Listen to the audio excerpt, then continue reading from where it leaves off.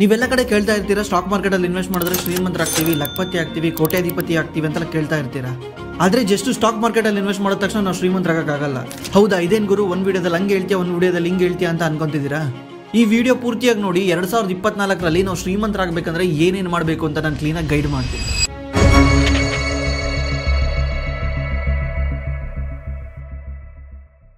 ಎಲ್ಲರಿಗೂ ಹೊಸ ವರ್ಷದ ಹಾರ್ದಿಕ ಶುಭಾಶಯಗಳು. ನಾವು ಸ್ಟಾಕ್ ಮಾರ್ಕೆಟಲ್ಲಿ ಇನ್ವೆಸ್ಟ್ ಮಾಡಿದ ತಕ್ಷಣ ಶ್ರೀಮಂತರಾಗಲ್ಲ. ಯಾಕೆ ಗೊತ್ತಾ? ಯಾಕಂದರೆ ಸ್ಟಾಕ್ ಮಾರ್ಕೆಟು ಯಾವಾಗಲೂ ನೀವು ಇನ್ವೆಸ್ಟ್ ಮಾಡಿರೋದಕ್ಕೆ ತಕ್ಕನಂಗೆ ರಿಟರ್ನ್ ಕೊಡುತ್ತೆ. ನಾವು 1 ಲಕ್ಷ ಇನ್ವೆಸ್ಟ್ ಮಾಡಿದ್ದು ಏನಾದರೂ 2 ಲಕ್ಷ ಆದರೆ ನಮ್ಮ ದುಡ್ಡು 1 ಲಕ್ಷ ಎಕ್ಸ್ಟ್ರಾ ದುಡ್ಡು ಕೊಟ್ಟಿದೆ. ಈ ದುಡ್ಡುಗೋಸ್ಕರ ನಾವು ಯಾವುದೇ ಥರ ಕೆಲಸ ಮಾಡಿಲ್ಲ. ಇದನ್ನೇ ಪ್ಯಾಸಿವ್ ಇನ್ಕಮ್ ಅಂತ ಕರೀತಾರೆ. ಇದು one type of swords of income ಅಷ್ಟೇ. ನಾವು ಲೈಫಲ್ಲಿ ಶ್ರೀಮಂತರಾಗಬೇಕು ಅಂದರೆ ನಾವು ಜಾಸ್ತಿ ದುಡ್ಡನ್ನ ಸ್ಟಾಕ್ ಮಾರ್ಕೆಟಲ್ಲಿ ಇನ್ವೆಸ್ಟ್ ಮಾಡಬೇಕು. ನಾವು 5,000, 2,000, 3,000 ಇನ್ವೆಸ್ಟ್ ಮಾಡ್ಕೊಂಡು ಹೋಗ್ತಿದ್ರೆ ನಾವು ಲೈಫ್ ಲಾಂಗ್ ಹೆಂಗೆ ಇರ್ತೀವಿ, ಜಾಸ್ತಿ ದುಡ್ಡನ್ನ ಗ್ರೋ ಮಾಡೋಕ್ಕಾಗಲ್ಲ. ಈಗ ನೀವು ಹೇಳ್ಬೋದು, ಗುರು ನನಗೆ ಬರ್ತಿದ್ರೆ ಅಷ್ಟೇ ಇನ್ಕಮ್ಮು, ನಾನೇನು ಮಾಡೋಣ ಅಂತ. ಅದಕ್ಕೇ ನಾವು ನಮ್ಮ ಇನ್ಕಮ್ನ ಜಾಸ್ತಿ ಮಾಡ್ಕೊಬೇಕು. ನಾವು ಇನ್ಕಮ್ನ ಜಾಸ್ತಿ ಮಾಡ್ಕೊಳಕ್ಕೆ ನಮ್ಮದು ಫಸ್ಟು ಫೋಕಸ್ ಅಲ್ಲಿರಬೇಕು. ಅಲ್ಲಿ ನಮ್ಮ ಯಾವಾಗ ಇನ್ಕಮ್ ಜಾಸ್ತಿ ಆಗುತ್ತೆ ಆವಾಗ ನಾವು ದುಡ್ಡನ್ನ ಸ್ಟಾಕ್ ಮಾರ್ಕೆಟಲ್ಲಿ ಇನ್ವೆಸ್ಟ್ ಮಾಡಿದಾಗ ನಮ್ಮ ದುಡ್ಡು ಅದಕ್ಕಿಂತ ಫಾಸ್ಟಾಗಿ ಗ್ರೋ ಆಗುತ್ತೆ. ಈಗ 1 ಲಕ್ಷ ಇನ್ವೆಸ್ಟ್ ಮಾಡೋ ಜಾಗದಲ್ಲಿ ನೀವು 10 ಲಕ್ಷ ಇನ್ವೆಸ್ಟ್ ಮಾಡಿದ್ದಿದ್ರೆ ಸೇಮ್ 3 ವರ್ಷದಲ್ಲಿ ನೀವು 10 ಲಕ್ಷ ದುಡಿತಿದ್ರಿ. ಯಾಕೆ 1 ಲಕ್ಷ ದುಡಿದಿದ್ದೀರಾ ಅಂದರೆ ನಾವು ಇನ್ವೆಸ್ಟ್ ಮಾಡಿದ್ದೆ 1 ಲಕ್ಷ, ನನ್ನ ಹತ್ರ ಇದ್ದಿದ್ದೆ 1 ಲಕ್ಷ. ಅದಕ್ಕೆ ನೀವೇನಾದರೂ ಹೆಂಗಾಗಿದ್ರೆ ಹೊಸ ಸ್ಕಿಲ್ನ ಅಪ್ಡೇಟ್ ಮಾಡ್ಕೊಳ್ಳಿ, ಹೊಸ ಇನ್ಕಮ್ ಸೋರ್ಸ್ನ ಹುಟ್ಟಾಕಿ. ನೀವು ಸುಮ್ಮನೆ ಕುತ್ಕೊಂಬೇಡಿ, ನನಗೆ ಕೆಲಸ ಇಲ್ಲ, ನಾನು ಇಂಥದೇ ಕೆಲಸ ಮಾಡೋದು, ನಾನು ಇಂಜಿನಿಯರಿಂಗ್ ಮಾಡಿದ್ದೀನಿ, ನಾನು ಇದೇ ಕೆಲಸ ಮಾಡೋದು, ನಾನು MBA ಮಾಡಿದ್ದೀನಿ, ನಾನು ಇದೇ ಕೆಲಸ ಮಾಡೋದು, ಅದ್ಬಿಟ್ಟು ಏನು ಕೆಲಸ ಮಾಡಲ್ಲ ಅಂತ. ದಯವಿಟ್ಟು ಈ ಥರ ತಪ್ಪು ಮಾಡಬೇಡಿ. ಯಾಕಂದರೆ ನೀವೇನಾದರೂ ಮುಂದೆ ಬರಬೇಕು ಅಂದರೆ ಯಾವುದನ್ನ ಸ್ಕಿಲ್ನ ಡೆವಲಪ್ ಮಾಡ್ಕೊಬೇಕು, ಇಲ್ಲ ಬಿಸ್ನೆಸ್ನ ಸ್ಟಾರ್ಟ್ ಮಾಡಬೇಕು. ಈಗ ಬಿಸ್ನೆಸ್ ಸ್ಟಾರ್ಟ್ ಮಾಡೋಕ್ಕೆ ನಿಮಗೆ ಇದು ಒಳ್ಳೆ ಏಜು. ಆಮೇಲೆ ನೀವು ಅಂದ್ಕೊಂಡಿದ್ದೀರಾ ಬಿಸ್ನೆಸ್ ಸ್ಟಾರ್ಟ್ ಮಾಡಬೇಕಂದ್ರೆ ನನಗೆ ಅಷ್ಟು ದುಡ್ಡು ಇರಬೇಕು, ಇಷ್ಟು ದುಡ್ಡು ಇರಬೇಕು ಅಂತ. ಆ ಥರದ್ದು ಏನೂ ಇಲ್ಲ. ನೀವೇನಾದರೂ ಸಿಂಪಲ್ಲಾಗಿ ಬಿಸ್ನೆಸ್ ಅಂದರೆ ಏನು ಹೇಳಿ, ನಿಮ್ಮದೊಂದು ಪ್ರಾಡಕ್ಟ್ನ ಇನ್ನೊಬ್ಬರಿಗೆ ಸೆಲ್ ಮಾಡ್ತಾ ಇದ್ದೀರಾ. ಯಾರಿಗೆ ಸೆಲ್ ಮಾಡ್ತಿದ್ದೀರಾ? ಯಾರಿಗೆ ನೀಡ್ ಇದೆಯಾ ಅವ್ರಿಗೆ ಸೆಲ್ ಮಾಡ್ತಾ ಇದ್ದೀರಾ. ಈಗ ಜಸ್ಟ್ ಎಕ್ಸಾಂಪಲ್ಲು, ಈಗ ನಮ್ಮ ವೀಡಿಯೋ ಎಡಿಟ್ ಮಾಡ್ತಾರಲ್ವ, ನಮ್ಮ video editor second year BCom, ಇನ್ನೂ ಡಿಗ್ರಿ ಕೂಡ ಕಂಪ್ಲೀಟ್ ಮಾಡಿಲ್ಲ. ಅವನೇನು ಮಾಡ್ತಾ ಇದ್ದಾನೆ, ಅವನ ಸ್ಕಿಲ್ಲಿಂದ ನನಗೆ ಅವ್ನ ಪ್ರಾಡಕ್ಟ್ನ ಸೆಲ್ ಮಾಡ್ತಾ ಇದ್ದಾನೆ. ನನಗೆ ಅವ್ನು ಬೇಕು, ಯಾಕಂದರೆ ವೀಡಿಯೋ ಎಡಿಟ್ ಚೆನ್ನಾಗಿ ಮಾಡ್ತಾನೆ. ಅದಕ್ಕೋಸ್ಕರ ನಾನೇನು ಮಾಡ್ತಿದ್ದೀನಿ, ಅವನಿಗೆ ಪೇ ಮಾಡ್ತಾ ಇದ್ದೀನಿ. ಅವನೇನು ಮಾಡ್ದ, ನನ್ನ ಲೈಫ್ನಲ್ಲಿ ವ್ಯಾಲ್ಯೂ ಆ್ಯಡ್ ಮಾಡ್ದ. ಏನು ವ್ಯಾಲ್ಯೂ ಆ್ಯಡ್ ಮಾಡ್ದ? ನನ್ನ ಟೈಮ್ ಸೇವ್ ಮಾಡ್ದ. ಈಗ ನಾನು ವೀಡಿಯೋ ಎಡಿಟ್ ಮಾಡ್ಕೊಂಡು ಕೂತ್ಕೊಂಡ್ರೆ ನನ್ನ ಟೈಮ್ ವೇಸ್ಟ್ ಆಗ್ತಿತ್ತು, ನಾನು ಬೇರೆ ಕಡೆ ಫೋಕಸ್ ಮಾಡೋಕ್ಕಾಗ್ತಿರ್ಲಿಲ್ವಾ? ಅದಕ್ಕೆ ಅವ್ನು ನನ್ನ ಟೈಮ್ ಸೇವ್ ಮಾಡಿದ್ದಾನೆ, ಅದಕ್ಕೋಸ್ಕರ ನಾನು ಅವನಿಗೆ ದುಡ್ಡು ಪೇ ಮಾಡ್ತಾ ಇದ್ದೀನಿ. ಇದೇ ಥರ ನಮ್ಮ ತಂಬ್ಲೈನ್ ಕ್ರಿಯೇಟ್ ಮಾಡೋಕ್ಕೂ ಒಬ್ರು ಇದ್ದಾರೆ, ತಂಬ್ಲೈನ್ ಕ್ರಿಯೇಟ್ ಮಾಡ್ತಾರೆ. ಅವ್ರು ನನಗೊಬ್ಬರಿಗೆಲ್ಲ ತುಂಬ ಜನ ಕ್ರಿಯೇಟ್ ಮಾಡ್ತಾರೆ. ಅವ್ನಿಗಿನ್ನೂ 19 ವರ್ಷ. ನಮ್ಮ ವೀಡಿಯೋ ಎಡಿಟ್ರೇನೆ ಕುತ್ಕೊಂಡ್ ಜಾಗದಲ್ಲಿ 25-30 ಸಾವಿರ ದುಡಿತಾನೆ ತಿಂಗಳ. ಜಸ್ಟ್ ನಾನು ವೀಡಿಯೋ ಎಡಿಟಿಂಗ್ ಮಾಡಿದೆ ಅಂದ ತಕ್ಷಣ ನಾಳೆ ಎಲ್ಲರೂ ವೀಡಿಯೋ ಎಡಿಟಿಂಗೇ ಮಾಡೋಕ್ಕೆ ಹೋಗ್ಬೇಡಿ. ಈಗಿನ ಕಾಲದಲ್ಲಿ ವಿತೌಟ್ ಎನಿ ಇನ್ವೆಸ್ಟ್ಮೆಂಟು ನೀವು ದುಡ್ಡು ಮಾಡ್ಬೋದು ಅನ್ನೋಕ್ಕೆ ಇದು ಜಸ್ಟ್ ಎಕ್ಸಾಂಪಲ್ ನಾನು ಹೇಳಿದ್ದಷ್ಟೇ. ಈ ಥರ ಭಾಳ ಇದ್ದಾವೆ. ಸ್ವಲ್ಪ ಜಾಸ್ತಿ ತಲೆ ಕೆಡಿಸ್ಕೊಳ್ಳಿ. ನೀವು ಹೋಗ್ಬಿಟ್ಟು ಲಾಗ್ಗಳು ನೋಡೋದು, ಹೋಗ್ಬಿಟ್ಟು ಅವ್ರು ಡೈಲಿ ಲಾಗ್ ನೋಡೋದು. ನಿಮ್ಮ ಯೂಟ್ಯೂಬ್ ಚಾನಲ್ ಓಪನ್ ಮಾಡಿದ್ರೆ ಹೇಳ್ಬೋದು ನೀನು ಫ್ಯೂಚರಲ್ಲಿ ಏನಾಗ್ತೀಯಾ ಅಂತ. ಯಾಕಂದರೆ ನೀನು ಬರೀ ಇವ್ರ ಲೈಫಲ್ಲಿ ಏನಾಗ್ತಿದೆ ಅನ್ನೋದನ್ನ ನೋಡ್ಕೊಳಕ್ಕೆ ಟೈಮ್ ವೇಸ್ಟ್ ಮಾಡ್ತಿದೀಯಾ. ಆ ಹೀರೋ ಅಲ್ಲಿ ಗಲಾಟೆ ಮಾಡ್ದ, ಈ ಹೀರೋ ಇಲ್ಲಿ ಗಲಾಟೆ ಮಾಡ್ದ, ನಾನು ಅವ್ರು ಹೋಗಿ ಅಲ್ಲೆಲ್ಲೋ ಮನಾಲಿಗೆ ಹೋದ್ರು, ಅಲ್ಲೆಲ್ಲೋ ಹೋದ್ರು, ಅವ್ರ ವಿಡಿಯೋ ಹೋಗಿ ನೋಡಿ ಖುಷಿ ಪಟ್ಟರೆ ನಿನ್ನ ಲೈಫಲ್ಲಿ ಏನು ವ್ಯಾಲ್ಯೂ ಆ್ಯಡ್ ಆಗುತ್ತೆ? ನನ್ನ ಲೈಫಲ್ಲಿ ವ್ಯಾಲ್ಯೂ ಆ್ಯಡ್ ಆಗಬೇಕಂದ್ರೆ ನಾನು ಏನಾದರೂ ಹೊಸ ಸ್ಕಿಲ್ನ ಕಲಿಬೇಕು, ನನ್ನ ಲೈಫಲ್ಲಿ ನಾನು ವ್ಯಾಲ್ಯೂ ಆ್ಯಡ್ ಮಾಡ್ಕೊಬೇಕು, ಹೊಸ ಥರದ್ದು ಏನಾದರೂ ಮಾಡಬೇಕು. ಆವಾಗಲೇ ದುಡ್ಡನ್ನ ಸಂಪಾದನೆ ಮಾಡೋಕ್ಕಾಗುತ್ತೆ. ಕುತ್ಕೊಂಡ್ ಜಾಗದಲ್ಲಿ ಒಂಥ ಕೆಲಸ ಮಾಡಿದ ತಕ್ಷಣ ದುಡ್ಡನ್ನ ಸಂಪಾದನೆ ಮಾಡೋಕ್ಕಾಗಲ್ಲ. ಕೆಲಸ ಮಾಡೋದ್ರಿಂದ ನಾವು ಜೀವನ ಮಾಡ್ಬೋದು, ಲೈಫಲ್ಲಿ ಏನು ಎಕ್ಸ್ಟ್ರಾ ಮಾಡೋಕ್ಕಾಗಲ್ಲ. ಯಾಕಂದರೆ ನಾವು ಜೀವನಕ್ಕೆ ಏನು ಬೇಕೋ ಅದನ್ನೇ ಮಾಡ್ಕೊತೀವಿ, ಎಕ್ಸ್ಟ್ರಾ ಸೇವ್ ಮಾಡೋಕ್ಕಾಗೋದೇ ಇಲ್ಲ. ನೀವು ಎಕ್ಸ್ಟ್ರಾ ಸೇವ್ ಮಾಡಬೇಕಂದ್ರೆ ಬೇರೆ ಏನಾದರೂ ಸ್ಕಿಲ್ನ ಕಲೀಲೇಬೇಕು. ಈಗಿನ ಕಾಲದಲ್ಲಿ ಮಸ್ತ್ ಇದ್ದಾವೆ, ಈ ಇಂಟರ್ನೆಟ್ ಇರೋದ್ರಿಂದ ಮಸ್ತಿದ್ದಾವೆ. ಆಮೇಲೆ ಹಿಂದೆ ಒಂದು ಕಾಲ ಅಂದರೆ ಒಂದು 5-6 ವರ್ಷದ ಹಿಂದೆನೇ ಇತ್ತು. ಏನಂದರೆ ಮೆಟ್ರೋ ಸಿಟಿನಂದರೆ ಬೆಂಗಳೂರು ಅಂತ ದೊಡ್ಡ ಊರಲ್ಲಿರೋರಿಗೆ ನಾಲೆಡ್ಜ್ ಜಾಸ್ತಿ ಇರುತ್ತೆ. ಯಾಕಂದರೆ ಅವರು ದೇಶ ಸುತ್ತಿರ್ತಾರೆ, ಅದರಿಂದ ಅವ್ರಿಗೆ ನಾಲೆಡ್ಜ್ ಜಾಸ್ತಿ ಇರುತ್ತೆ. ನಮ್ಮಂಥ ಹಳ್ಳಿಗಳಲ್ಲಿರೋರ್ಗೆ ಏನೂ ಇರಲ್ಲ ಅಂತ. ಅದು ಈಗ ಆಲ್ಮೋಸ್ಟ್ ಆಲ್ ಬ್ರೇಕ್ ಆಗಿದೆ. ಯಾಕಂದರೆ ನಾನು ಬೆಂಗಳೂರಲ್ಲಿದ್ದೀನಲ್ಲ, ನಾನು ಡೈಲಿ ಏನು ಕನ್ಸ್ಯೂಮ್ ಮಾಡ್ತೀನಿ ಅದನ್ನು ನೀವು ನಿಮ್ಮೂರಲ್ಲಿ ಕೂತ್ಕೊಂಡು ಕನ್ಸ್ಯೂಮ್ ಮಾಡ್ಬೋದು. ನಾನು ಯಾವ ವಿಡಿಯೋ ನೋಡ್ತೀನಿ, ನಾನು ಯಾವ ವಿಡಿಯೋ ನೋಡಿ ನಾಲೆಜ್ನ ತೊಗೊಳ್ತೀನಿ, ಅದೇ ವಿಡಿಯೋ ನೋಡಿ ನೀವು ತೊಗೊಳ್ಬೋದು. ಬಟ್ ನಾನು ನೋಡೋ ವಿಡಿಯೋಗೂ ನೀವು ನೋಡೋ ವಿಡಿಯೋಗೂ ವ್ಯತ್ಯಾಸ ಇರುತ್ತೆ.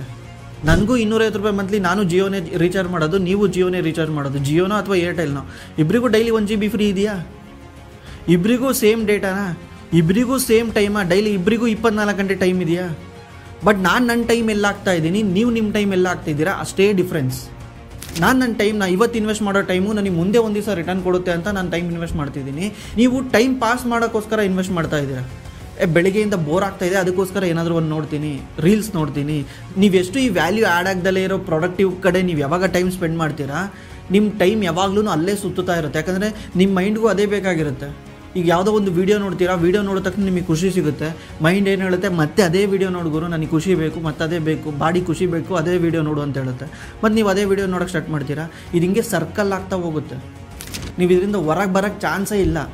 ನೀವು ಇದರಿಂದ ಹೊರಗೆ ಬರಬೇಕಂದ್ರೆ ಇವಾಗಲೇ ಏನಾದರೂ ಡಿಸಿಷನ್ ತೊಗೊಳ್ಳಿ. ಈ ಹೊಸ ವರ್ಷಕ್ಕೆ ಏನಾದರೂ ಒಂದು ಡಿಸಿಷನ್ ತೊಗೊಳ್ಳಿ. ಇಲ್ಲ ನಾನು ಏನಾದರೂ ಮಾಡ್ತೀನಿ ಲೈಫಲ್ಲಿ, ಇಲ್ಲ ನಾನು ಏನಾದರೂ ಮಾಡಬೇಕು ಅಂತ ಡಿಸಿಷನ್ ತೊಗೊಳ್ಳಿ. ನಾನು ಏನಾದರೂ ಮಾಡ್ತೀನಿ ಅಂದ ತಕ್ಷಣ 1,00,000 ಕೋಟಿನೇ ಮಾಡ್ತೀನಿ ಅಂತಲ್ಲ. ಲಾಸ್ಟ್ ಇಯರಲ್ಲಿ ನೀವೇನಾದರೂ ಮಾಡ್ತಿರೋ ಕೆಲಸನ 10% ಈ ವರ್ಷ ಎಕ್ಸ್ಟ್ರಾ ಕೆಲಸ ಮಾಡ್ತಿದ್ದೀನಿ ಅಂತ ಮಾಡಿದ್ರು ಕೂಡ ನಿಮಗೆ ಅದು ಆಟೋಮೆಟಿಕ್ಲಿ ಕಾಂಪೌಂಡ್ ಆಗ್ತಾ ಹೋಗ್ತಾ ಇರುತ್ತೆ. ಫಸ್ಟು ನೀವು ಎಲ್ಲಿ ಟೈಮ್ ಸ್ಪೆಂಡ್ ಮಾಡ್ತಿದ್ದೀರಾ ಆ ಕಡೆ ತುಂಬ ಗಮನ ಕೊಡಿ. ಯಾಕಂದರೆ ಯೂಟ್ಯೂಬ್ ಆಲ್ಗಾರಿದಮ್ ಇರಲಿ, ಇನ್ಸ್ಟಾಗ್ರಾಮ್ ಆಲ್ಗಾರಿದಮ್ ಇರಲಿ, ಇವೆಲ್ಲನೂ ಹಂಗೆ ವರ್ಕ್ ಆಗೋದು. ನಿಮಗೆ ಏನು ಇಂಟ್ರೆಸ್ಟ್ ಇದೆಯೋ ಅದನ್ನೇ ಪದೇ ನಿಮಗೆ ತೋರಿಸಿ ನಿಮ್ಮನ್ನು ಅಲ್ಲೇ ಕಟ್ಟಾಕ್ಬಿಡುತ್ತೆ. ಅದಕ್ಕೇ ನಾನೊಂದು ಸಜೆಷನ್ ಕೊಡ್ತೀನಿ ನೋಡಿ. ನಿಮಗೆ ಏನು ಇಂಟ್ರೆಸ್ಟ್ ಇದೆ, ಇಂಟ್ರೆಸ್ಟ್ ಕಡೆ ಹೋಗಿ, ಟ್ರೆಂಡ್ ಕಡೆ ಹೋಗಬೇಡಿ. ಈಗೇನೋ video editing trend, video editor ಎಷ್ಟು ದುಡ್ಡು ಮಾಡ್ದ, ಸಾಫ್ಟ್ವೇರ್ ಇಂಜಿನಿಯರ್ ಇಷ್ಟು ದುಡ್ಡು ಮಾಡ್ದ, ಅಷ್ಟು ದುಡ್ಡು ಮಾಡ್ದ ಅಂತ ನೀವು ಟ್ರೆಂಡಿಂದೇ ಹೋದಾಗ ಭಾಳ ದಿವಸ ಅದನ್ನು ಕಂಟಿನ್ಯೂ ಮಾಡೋಕ್ಕಾಗಲ್ಲ. ಯಾಕಂದರೆ ನೀವು ಟ್ರೆಂಡ್ನ ನೆಚ್ಕೊಂಡು ಹೋಗಿರ್ತೀರ. ನಿಮ್ಗೆ ಇಷ್ಟ ಇಲ್ದಿದ್ರೂ ಸೊಸೈಟಿಗೋಸ್ಕರ ಟ್ರೆಂಡ್ ಇದೆ, ಇದನ್ನೇ ನಾನು ಮಾಡಬೇಕು ಅಂತ ಅದರಿಂದ ಹೋಗಿರ್ತೀರ. ಯೂಟ್ಯೂಬರ್ ಆಗೋಕ್ಕೆ ಎಷ್ಟೋ ಜನ ಯೂಟ್ಯೂಬರ್ ಆಗೋಕ್ಕೆ ಹೋಗ್ತಾರೆ. ಯಾಕಂದರೆ ಟ್ರೆಂಡ್ ಅದು. ಯೂಟ್ಯೂಬರ್ ಆಗೋದು ಈಗಿನ ಕಾಲದಲ್ಲಿ ಟ್ರೆಂಡ್. ರೀಲ್ಸ್ ಮಾಡೋ ಟ್ರೆಂಡ್. ನಿಮಗೆ ಅದು ಇಷ್ಟ ಇದ್ದು ಮಾಡಿದಾಗ ಏನಾಗುತ್ತೆ, ಅದು ರಿಸಲ್ಟ್ ಬರಲಿ ಬರ್ದಲೇ ಇರಲಿ ಕಂಪಲ್ಸರಿ ಮಾಡೇ ಮಾಡ್ತೀರಾ. ಅವಾಗ ಅರ್ಧಕ್ಕೆ ಬಿಡೋ ಚಾನ್ಸ್ ತುಂಬ ಕಡಿಮೆ ಇರುತ್ತೆ. ಕಂಟಿನ್ಯೂ ಮಾಡ್ಕೊಂಡು ಹೋಗ್ತೀರಾ. ಅದಕ್ಕೇ ನಿಮ್ಮ ಓನ್ ಇಂಟ್ರೆಸ್ಟ್ ಏನಿದೆ, ನನಗೆ ಇಂಟ್ರೆಸ್ಟ್ ಏನಿದೆ, ನಾನು ಯಾವ ಕೆಲಸ ಮಾಡಿದ್ರೆ ನನಗೆ ತುಂಬ ಇಂಟ್ರೆಸ್ಟ್ ಆಗಿ ಮಾಡ್ತೀನಿ, ವಿತೌಟ್ ಬೋರಿಂಗಾಗಿ ಕೆಲಸ ಮಾಡ್ತೀನಿ, ಬೋರಿಂಗ್ ಆಗದಲ್ಲೇ ಕೆಲಸ ಮಾಡ್ತೀನಿ ಅಂಥ ಕೆಲಸ ಮಾಡಿ. ಒಂದು ಬುಕ್ಕಲ್ಲಿ ಬರ್ಕೊಳ್ಳಿ, ಈ ವರ್ಷ ನಾನು ಏನೇನು ಮಾಡ್ಬೇಕಂತಿದ್ದೀನಿ, ಇಷ್ಟು ತಿಂಗಳು ನನಗೆ ಟೈಮ್ ಇದೆ, ಇಷ್ಟು ತಿಂಗಳಲ್ಲಿ ನಾನು ಮುಗಿಸ್ಬೇಕು, ಇಲ್ಲ ಇಷ್ಟು ದಿವಸದಲ್ಲಿ ನಾನು ಮುಗಿಸ್ಬೇಕು. ಈ ಥರ ಒಂದು ಗೋಲ್ ಇಟ್ಕೊಂಡು ಕೆಲಸ ಮಾಡ್ಕೊಂಡು ಹೋಗಿ ನೀವು ಅಚೀವ್ ಮಾಡೋ ಚಾನ್ಸ್ ತುಂಬ ಜಾಸ್ತಿ ಇರುತ್ತೆ. ನಾನು ಯಾಕೆ ಈ ಮಾತು ಹೇಳ್ತಾ ಇದ್ದೀನಿ ಅಂದರೆ, ಸ್ವಲ್ಪ ವಯಸ್ಸಾದ ತಕ್ಷಣ ನೀವು ಸಂಬಳಕ್ಕೆ ಹೋಗ್ತೀರಾ, ಕೆಲಸಕ್ಕೆ ಹೋಗ್ತೀರಾ ಅಂದ್ಕೊಳ್ಳಿ. ಒಂದು 35-40 ಸಾವಿರ ಸಂಬಳ ಕೊಡ್ತಾರೆ, ಕೆಲಸಕ್ಕೆ ಹೋಗ್ತೀರಾ ಅಂದ್ಕೊಳ್ಳಿ. ಅಷ್ಟೊತ್ತು ಕವಲೆ ನಿಮ್ಮ ಮನೆಗೆ ಬಲವಂತ ಮಾಡಿ ಅದು ಇದು ಮಾಡಿ ಮದುವೆ ಮಾಡಿಬಿಡ್ತಾರೆ. ನಿಮಗೆ ಇಲ್ದವೆಲ್ಲ ಕಮಿಟ್ಮೆಂಟ್ ಸ್ಟಾರ್ಟ್ ಆಗಿಬಿಡುತ್ತೆ. ನೀವು ಒಂದು 40 ಸಾವಿರದಲ್ಲಿ 5 ಸಾವಿರ ಉಳಿಸೋದು ಕಷ್ಟ ಆಗುತ್ತೆ. ಈ ಟೈಮಲ್ಲಿ ನಿಮ್ಗೆ ಯಾವುದೇ ಥರ ಟೆನ್ಷನ್ ಇರಲ್ಲ, ನಿಮ್ಗೆ ಯಾವುದೇ ಥರ ಕಮಿಟ್ಮೆಂಟ್ ಇರಲ್ಲ, ನೀವು ಕಂಪ್ಲೀಟ್ಲಿ ಫ್ರೀಡಮ್ ಆಗಿರ್ತೀರ. ನೀವು ಫೇಲ್ ಆದರೂ ಪರವಾಗಿಲ್ಲ. ಅಕಸ್ಮಾತ್ ನೀವೇನೋ ಒಂದು ಹೊಸ ಕೆಲಸ ಮಾಡೋಕ್ಕೆ ಹೋಗಿರ್ತೀರಾ, ಫೇಲ್ ಆದರೂ ಪರವಾಗಿಲ್ಲ. ಏನಾಗ್ಬಿಡುತ್ತೆ, ಏನೋ ಟ್ರೈ ಮಾಡೋಕ್ಕೆ ಹೋಗಿದ್ರೆ ಆಗಿಲ್ಲ, ಅಷ್ಟೇ ತಾನೇ. ಏನಾಗ್ಬಿಡುತ್ತೆ, ಎಕ್ಸ್ಟ್ರಾ ಏನಾಗ್ಬಿಡುತ್ತೆ, ಏನೋ ಒಂದು 50 ಸಾವಿರ 1 ಲಕ್ಷ ಏನೋ ಇನ್ವೆಸ್ಟ್ ಮಾಡಿದ್ರಿ, ಯಾವುದೋ ಬಿಸ್ನೆಸ್ಸಲ್ಲಿ ಇನ್ವೆಸ್ಟ್ ಮಾಡಿದ್ರಿ, ಆಗಲಿಲ್ಲ ಬಿಟ್ರಿ. ಬಟ್ ಇಲ್ಲಿರೋ ಕಲ್ತಿರೋ ಒಂದು ಎಕ್ಸ್ಪೀರಿಯೆನ್ಸ್ ಇದೆಯಲ್ಲ, ಅದು ನಿಮ್ಮ ಲೈಫಲ್ಲಿ ಇವತ್ತಲ್ಲ ನಾಳೆ ಕೆಲಸಕ್ಕೆ ಬಂದೇ ಬರುತ್ತೆ. ಫೇಲ್ಯೂರ್ನ ಯಾವಾಗ್ಲೂ ಸಕ್ಸಸ್ ಆಗಿ ತೊಗೊಳ್ಳಿ. ನಾನು ನಿಮ್ಮ ಇನ್ಸ್ಟಾಗ್ರಾಮ್ ಪ್ರೊಫೈಲ್ನಲ್ಲಿ ಹಾಕೊಳ್ಳಿ, ನಾನು ಇದನ್ನು ಮಾಡಿ ಫೇಲ್ ಆಗಿದ್ದೀನಿ ಅಂತ ಪ್ರೌಡ್ಲಿ ಹೇಳಿ ಫೇಲ್ ಆಗಿದ್ದೀನಿ ಅಂತ. ನಮ್ಮ ಇಂಡಿಯಾದಲ್ಲಿ ಫೇಲ್ ಆಗಿರೋರು ಕಂಡ್ರೆ ಅಸಹ್ಯವಾಗಿ ನೋಡ್ತಾರೆ. ಅದೊಂದು ಒನ್ ಆಫ್ ದ ವರ್ಸ್ಟು. ಎಲ್ಲರೂ ಲೈಫಲ್ಲಿ ಫೇಲ್ ಆಗಿನೇ ಮೇಲ್ ಬರೋದು. ಅಮೆರಿಕಾದಲ್ಲೆಲ್ಲ ಫೇಲ್ ಆದರೆ ಅವರು ಟ್ವಿಟ್ಟರಲ್ಲಿ ಇನ್ಸ್ಟಾಗ್ರಾಮಲ್ಲಿ ಹಾಕೊತಾರೆ, ನಾನು ಈ ಥರ ಕಂಪ್ನಿ ಸ್ಟಾರ್ಟ್ ಮಾಡಿದ್ದೆ, ಆಮೇಲೆ ಫೇಲ್ಡ್ ಸ್ಟಾರ್ಟಪ್ ಓನರ್ ಅಂತ. ನಮ್ಮ ಇಂಡಿಯಾದಲ್ಲಿ ಫೇಲ್ ಆದ ತಕ್ಷಣ ಇವನು ಫೇಲ್ ಆಗೋಕ್ಕೆ ಕಾಯ್ತಿರ್ತಾರೆ ನಿಮ್ಮ ಸುತ್ತಮುತ್ತ ಜನ. ಅದಕ್ಕೆ ನಾವು ಎದುರ್ಕೊಂಡ್ಬಿಡ್ತೀವಿ, ಅಯ್ಯೋ ಇವರೆಲ್ಲ ಆಡ್ಕೊಂತಾರೆ, ಇವರೆಲ್ಲ ಇದು ಮಾಡ್ತಾರೆ ಅಂತ. ಫೇಲ್ ಆಗಲಿ ಬಿಡಿ, ಅದರಿಂದ ಕಲಿಯೋ ಒಂದು ಎಕ್ಸ್ಪೀರಿಯೆನ್ಸ್ ಇದೆಯಲ್ಲ, ಅದು ನೀವು ಯಾವ ಯೂನಿವರ್ಸಿಟಿನೂ ಕಲ್ಸೋಕ್ಕಾಗಲ್ಲ. ಯೂನಿವರ್ಸಿಟಿ ನಮ್ಮ ಸ್ಕೂಲಲ್ಲಿ ಏನು ಕಲಿತೀವಲ್ಲ ಅದು ಜಸ್ಟ್ ಥಿಯರಿ, ಹೊರಗೆ ಬಂದು ಏನು ಕಲಿತೀವಲ್ಲ ಅದೇ ರಿಯಲ್ಲು. ಅಲ್ಲೇ ನೀವು ನಿಜವಾಗ್ಲೂ ದುಡ್ಡು ಮಾಡೋಕ್ಕಾಗೋದು. ಸ್ಕೂಲಲ್ಲಿ ಹೇಳ್ಕೊಡೋದು ಜಸ್ಟ್ ಬೇಸ್ಮೆಂಟ್ ಅಷ್ಟೇ. ಅದು ಇಲ್ಲಿಂದ ಸ್ಟಾರ್ಟ್ ಆಗುತ್ತಲ್ಲ, ನೀವು ಒಂದ್ಸಲ ಹೊರಗೆ ಬಂದಮೇಲೆ ಸ್ಟಾರ್ಟ್ ಆಗುತ್ತಲ್ಲ, ಅದು ರಿಯಲ್ ಲೈಫು. ಈಗ ಎಕ್ಸಾಂಪಲ್ ನಮ್ಮ ವೀಡಿಯೋ ಎಡಿಟರ್ದು ಹೇಳೋದು, ಅವನೊಂದು 25 ಸಾವಿರ ದುಡಿತಾನೆ ಅಂದ್ಕೊಳ್ಳಿ. ಅವ್ನಿಗೆ ಯಾವುದೇ ಥರ ಕಮಿಟ್ಮೆಂಟ್ ಇಲ್ಲ, ಅವ್ನಿಗೆ ಯಾವುದೇ ಥರ ಗೋಲ್ ಇಲ್ಲ. ಈ 25 ಸಾವಿರ ಅವನ ಏಜಲ್ಲಿ ದುಡಿತಿರೋದು, ಅವ್ನು 25 ಸಾವಿರನೂ ಸೇವ್ ಮಾಡ್ಬೋದು, ಬೇಡ 20 ಸಾವಿರನೂ ಸೇವ್ ಮಾಡ್ಬೋದು. ಅದು 1 ಲಕ್ಷ ಸಂಬಳ ತಗೊಳ್ಳೋನಿಗೆ ಸಮ. ನನ್ನ ಫ್ರೆಂಡ್ಸ್ ಎಷ್ಟೋ ಜನ ಇದ್ದಾರೆ, ಅವ್ರು 1 ಲಕ್ಷ ಸ್ಯಾಲ್ರಿ ಬರುತ್ತೆ, ಅವ್ರು 20 ಸಾವಿರ ಸೇವ್ ಮಾಡೋಕೆ ಹೇಳ್ತಾರೆ. ಹಾಗಂದರೆ ಕೈಯಲ್ಲಿ ಉಳಿಯೋದೇ ಇಲ್ಲ, ಅಷ್ಟು ಕಮಿಟ್ಮೆಂಟು. ನೀವು ಈ ಟೈಮಲ್ಲಿ ದುಡ್ಡು ಮಾಡಿ ಸೇವ್ ಮಾಡ್ಕೊಂಡು ಹೋಗ್ತಿರಲ್ಲ, ಅದು ನಿಮ್ಮನ್ನು ಮುಂದೆ ಚೆನ್ನಾಗಿಡುತ್ತೆ. ಆವಾಗ ನೀವು ಶ್ರೀಮಂತರಾಗಕ್ಕಾಗುತ್ತೆ. ಇವಾಗ ನೀವು ತಗೊಳ್ಳೋ ಡಿಸಿಷನ್ನೇ ನಿಮ್ಮ ಮುಂದೆ ಕಾಪಾಡುತ್ತೆ. ಇವಾಗ ಸ್ವಲ್ಪ ರಿಸ್ಕ್ ತೊಗೊಳ್ಳಿ, ರಿಸ್ಕ್ ತೊಗೊಂಡು ಏನಾದರೂ ಟ್ರೈ ಮಾಡಿ. ಯಾಕಂದರೆ ಇನ್ನೊಂದು ಅರ್ಥ ಮಾಡ್ಕೊಳ್ಳಿ, ನಮ್ಮ ಕಾಂಪಿಟೇಷನ್ ಇದೆಯಲ್ಲ, ಯಾವುದೇ ಒಂದು ಇಂಡಸ್ಟ್ರಿನಲ್ಲಿ ಕಾಂಪಿಟೇಷನ್ ಇರುತ್ತೆ. ಈಗ ನನಗೂ ಕಾಂಪಿಟೇಷನ್ ಇರುತ್ತೆ. ನಾನು ಮಾಡೋ ಕೆಲಸನ ಸುತ್ತಮುತ್ತ ಜನ ಎಲ್ಲರೂ ಮಾಡೋಕ್ಕೆ ಸ್ಟಾರ್ಟ್ ಮಾಡ್ತಾರೆ. ಬಟ್ ನಮಗೆ ಇನ್ನೊಂದು ಏನು ಬೆನಿಫಿಟ್ ಗೊತ್ತಾ, ನಮ್ಮ ಸುತ್ತಮುತ್ತ ಇರೋರು ಈ ವಿಡಿಯೋ ನೋಡಿ ಟೈಮ್ ವೇಸ್ಟ್ ಮಾಡ್ತಾ ಇದ್ದಾರೆ. ನಮ್ಗೆ ಇನ್ನೊಂದು ಏನು ಬೆನಿಫಿಟ್ ಅಂದರೆ, ನಮ್ಗೆ ಫೋಕಸ್ ಯಾವಾಗಲೂ ಒಂದು ಕಡೆ ಇದೆ. ಬಟ್ ನಮ್ಮ ಸುತ್ತಮುತ್ತ ಇರೋ ಕಾಂಪಿಟೇಷನ್ದು ಅವ್ರದ್ದು 150 ಕಡೆ ಇದೆ. ಇವಾಗ ನಾವು ಸಕ್ಸಸ್ ಆಗೋ ಚಾನ್ಸ್ ಜಾಸ್ತಿ ಇರುತ್ತೆ. ಯಾಕಂದರೆ ಡಿಸ್ಟ್ರಾಕ್ಷನ್ ಜಾಸ್ತಿ ಇದೆ ಜಗತ್ತಲ್ಲಿ. ಇವಾಗ 5 ನಿಮಿಷಕ್ಕೂ ಡಿಸ್ಟ್ರಾಕ್ಷನ್ ಆಗುತ್ತೆ. ಬಟ್ ಯಾವಾಗ ನಮ್ಮ ಫೋಕಸ್ ಒಂದೇ ಕಡೆ ಇರುತ್ತೆ, ನಾವು ವಿನ್ ಆಗೋ ಚಾನ್ಸ್ ತುಂಬ ಜಾಸ್ತಿ ಇರುತ್ತೆ. ಅದಕ್ಕೇ ಹೊಸ ಸ್ಕಿಲ್ನ ಡೆವಲಪ್ ಮಾಡ್ಕೊಂಡು ಇನ್ವೆಸ್ಟ್ ಮಾಡೋಕ್ಕೆ ಸ್ಟಾರ್ಟ್ ಮಾಡಿ. ಇನ್ವೆಸ್ಟ್ ಮಾಡಬೇಕಾದ್ರೆ ನೀವು ಫಸ್ಟ್ಗೆ ಇನ್ವೆಸ್ಟ್ ಮಾಡ್ತಿದ್ದೀರಾ ಅಂದರೆ ಮ್ಯೂಚುವಲ್ ಫಂಡ್ನ ಚೂಸ್ ಮಾಡಿ, ಡೈರೆಕ್ಟ್ ಸ್ಟಾಕ್ ಮಾರ್ಕೆಟಲ್ಲಿ ಇನ್ವೆಸ್ಟ್ ಮಾಡಬೇಡಿ. ಫಸ್ಟು ನೀವು ಒಂದು ಮ್ಯೂಚುವಲ್ ಫಂಡ್ನ ಚೂಸ್ ಮಾಡಿ. ಈಗ ನಿಮಗೆ ತಿಂಗಳ 20 ಸಾವಿರ ಸೇವ್ ಮಾಡೋಕ್ಕಾಗ್ತಾ ಇದೆ, 10 ಸಾವಿರ ಸೇವ್ ಮಾಡೋಕ್ಕಾಗ್ತಾ ಇದೆ ಅಂದರೆ 10 ಸಾವಿರನೂ ಮ್ಯೂಚುವಲ್ ಫಂಡಲ್ಲೇ ಇನ್ವೆಸ್ಟ್ ಮಾಡಿ. ಡೈರೆಕ್ಟ್ ಸ್ಟಾಕ್ ಮಾರ್ಕೆಟಲ್ಲಿ ಇನ್ವೆಸ್ಟ್ ಮಾಡೋಕ್ಕೆ ಹೋಗಬೇಡಿ. ಈಗ ನಿಮ್ಗೆ ಯಾವುದೋ ಒಂದು ಕಂಪ್ನಿ ಇಷ್ಟ ಆಯಿತಾ, ಆ ಕಂಪ್ನಿದು ಕೇವಲ 1 ಇಲ್ಲ 2 ಶೇರ್ ಮಾತ್ರ ಬೈ ಮಾಡಿ. ಸ್ಟಾಕ್ ಮಾರ್ಕೆಟ್ನ ಕಲಿಯೋ ಫೇಸಲ್ಲಿ ಇರ್ತೀರಲ್ಲ, ಅದಕ್ಕೆ ನೀವು ಸ್ವಲ್ಪ ಸ್ವಲ್ಪ ಕ್ವಾಂಟಿಟಿ ತೊಗೊಂಡು ಇನ್ವೆಸ್ಟ್ ಮಾಡ್ಕೊಂಡು ಹೋಗಿ. ನಿಮ್ಮ ಎಂಟೈರ್ ದುಡ್ಡು ಮ್ಯೂಚುವಲ್ ಫಂಡಲ್ಲಿ ಇರಲಿ. ಯಾವಾಗ ನೀವು ಇಲ್ಲಿ ಕಾನ್ಫಿಡೆನ್ಸ್ನ ಗೇನ್ ಮಾಡ್ತೀರಾ, ಯಾವಾಗ ನೀವು ಇಲ್ಲಿ ಅರ್ಥ ಮಾಡ್ಕೊಳಕ್ಕೆ ಸ್ಟಾರ್ಟ್ ಮಾಡ್ತೀರಾ, ಅವಾಗ ಬೇಕಿದ್ರೆ ನೀವು ಸ್ಟಾಕ್ ಮಾರ್ಕೆಟಲ್ಲಿ ಇನ್ವೆಸ್ಟ್ ಮಾಡಿ. ನಾನು ಯಾಕೆ ಸ್ಟಾಕ್ ಮಾರ್ಕೆಟ್ ಬಿಡಬೇಡಿ ಅಂತ ಹೇಳ್ತಿದ್ದೀನಿ ಅಂದರೆ, ಸ್ಟಾಕ್ ಮಾರ್ಕೆಟಲ್ಲಿ ದುಡ್ಡು ಮಾಡೋ ಅಷ್ಟು ನೀವು ಮ್ಯೂಚುವಲ್ ಫಂಡಲ್ಲಿ ದುಡ್ಡು ಮಾಡೋಕ್ಕಾಗಲ್ಲ. ಇಲ್ಲಿ ಸ್ಟಾಕ್ ಮಾರ್ಕೆಟಲ್ಲಿ ಎಲ್ಲನೂ ನಮ್ಮ ಕೈಲೇ ಇರುತ್ತಲ್ಲ, ನಾವು ದುಡ್ಡು ಮಾಡೋ ಚಾನ್ಸ್ ತುಂಬ ಜಾಸ್ತಿ ಇರುತ್ತೆ.